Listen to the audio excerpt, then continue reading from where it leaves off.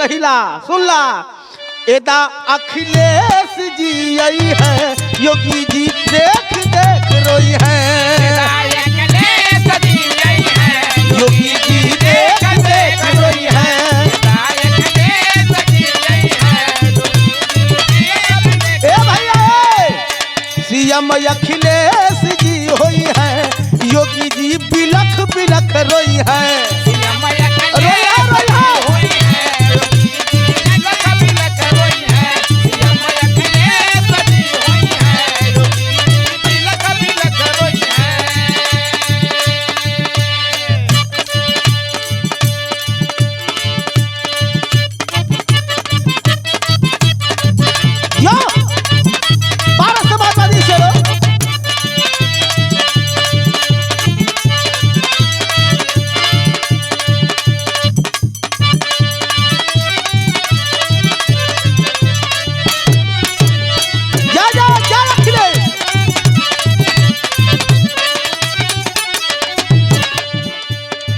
इसमें चारों तरफ त्राही त्राही मचलबा कैसन त्राही त्राही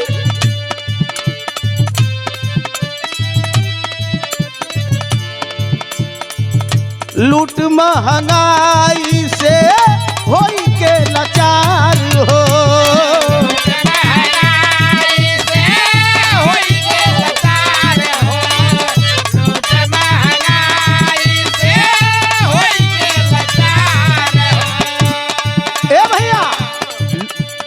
अरे लूट महंगाई से होई के लाचार हो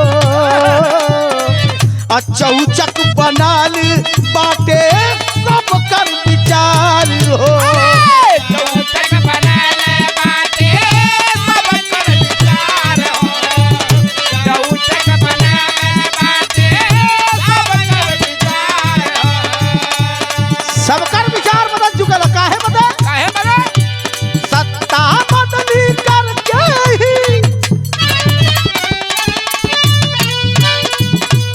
सत्ता बदली करके ही शांति जान पाई है एदा अखिलेश जी आई है योगी जी बिलख बिलख रोई है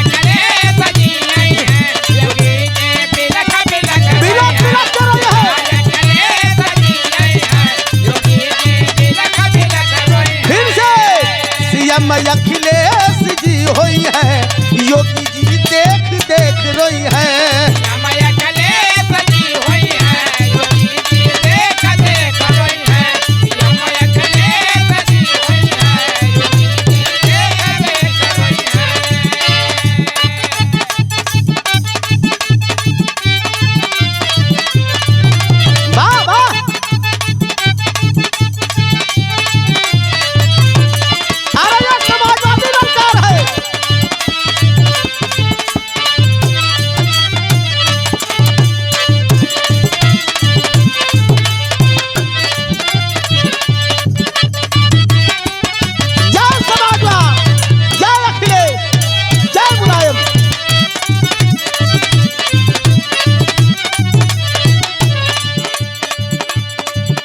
और जितना अत्याचारी भ्रष्टाचारी हुआ एदा पारी जनता मन बना ले है इनकर का होई चोर भ्रष्टाचार इनके करिखा पोताई मोबिल वाला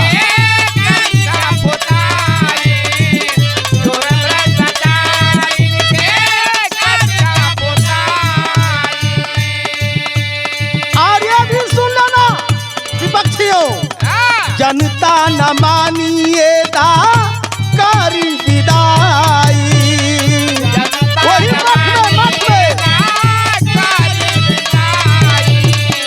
जनता न मानिए दा कारी विदाई सब मिलकर काम करी क्या अरे युवा गरीब किसान ये कथा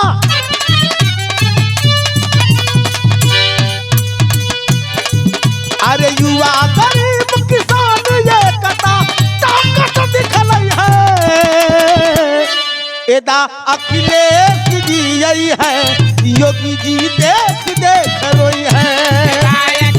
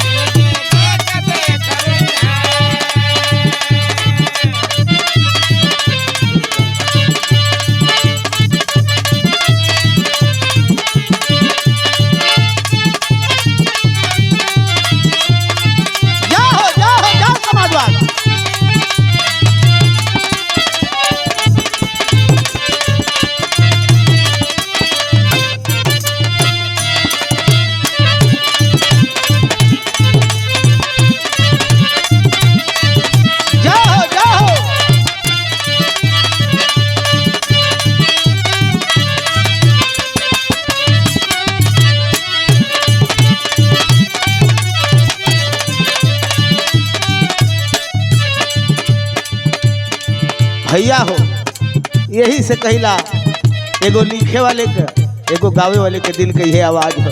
अब लास्ट में कहना बा, ज्ञानी मनोज जन जन, ज्ञानी मनोज जन जन के आवाज हो। ज्ञानी मनोज जन जन के आवाज हो, ज्ञानी मनोज जन जन के आवाज हो। अपनी है मुलायम सिंह के,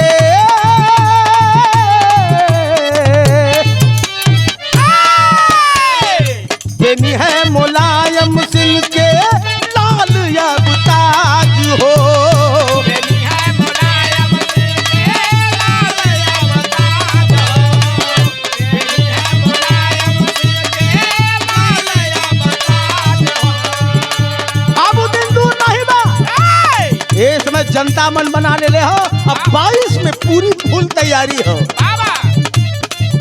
ताज बांधे अपने अखिलेश भैया के सीएम वाला ताज, ये लिए कहना बा,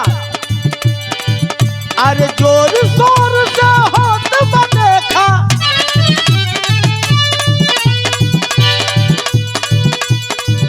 अरे जोर शोर से बात तैयारी परिवर्तन होई है। कैसन परिवर्तन? कैसन? एदा अखिलेश जी आई है, योगी जी देख देख रोई है।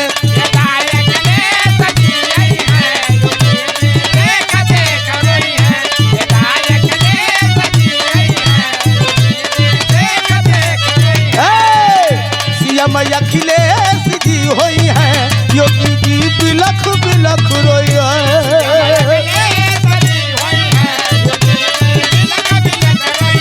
सीएम अखिलेश जी होई है, योगी जी बिलख बिलख रोई है। सीएम अखिलेश जी होई है, योगी जी बिलख बिलख रोई है। समाजवादी पार्टी जिंदाबाद, जिंदाबाद जिंदाबाद, मुलायम सिंह यादव जिंदाबाद, जिंदाबाद जिंदाबाद, अखिलेश यादव जिंदाबाद, जिंदाबाद जिंदाबाद। अरे क्यों पड़े हो चक्कर में? कोई नहीं है टक्कर में, कोई टक्कर में ना है। ये बदे कहती जय हिंद जय समाजवाद।